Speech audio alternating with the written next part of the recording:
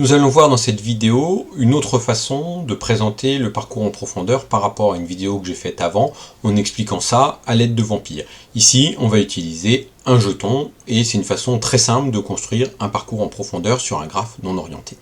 On va le dérouler sur un exemple et l'algorithme est assez simple. Donc un parcours en profondeur, c'est construire un arbre qui est calé sur les arêtes d'un graphe. Ici, un graphe non orienté. On va utiliser un jeton. Au début de l'algorithme, on met le jeton à la racine, c'est-à-dire au point d'où on veut faire partir l'arbre du parcours en profondeur. Et à chaque itération, à chaque moment, on effectue une transformation de l'arbre à partir du point où il y a le jeton. C'est-à-dire qu'il n'y a que le sommet qui possède le jeton qui peut agir.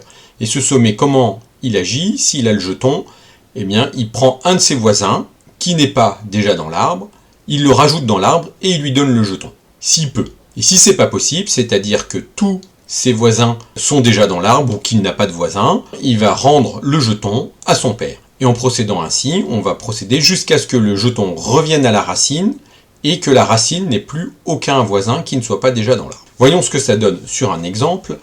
On va partir de loup, donc loup a le jeton, ce que je mets qu'un point bleu. Donc la règle, le sommet qui a le jeton, le donne à un de ses voisins, en lui donnant le jeton et rajoute ce voisin dans l'arbre. Donc, par exemple, H. H a le jeton, H c'est lui qui agit et va donner le jeton à un de ses voisins, soit G, soit D, donc par exemple D, et c'est D qui possède le jeton. Donc c'est D qui a le jeton, c'est lui qui agit, il peut donner le jeton à un de ses voisins qui n'est pas dans l'arbre, ici il n'y a que C. C pourrait donner le jeton soit à B, soit à G, on va le donner à B. B va décider de donner le jeton à A, ça pourrait être aussi à G, mais on va le donner à A.